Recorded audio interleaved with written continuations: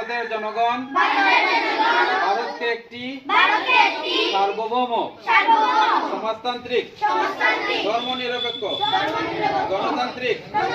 সাধারণতন্ত্র রূপে গড়িয়া তুলিতে এবং উহার সকল নাগরিক যাহাতে সামাজিক অর্থনৈতিক এবং রাজনীতিক ন্যায় বিচার চিন্তার অভিব্যক্তির বিশ্বাসের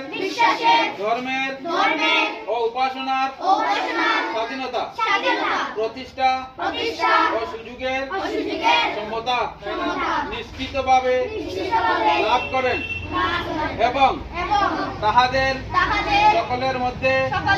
ব্যক্তি মর্যাদা ও জাতীয় ঐক্য ও সংহতির আশ্বাসকে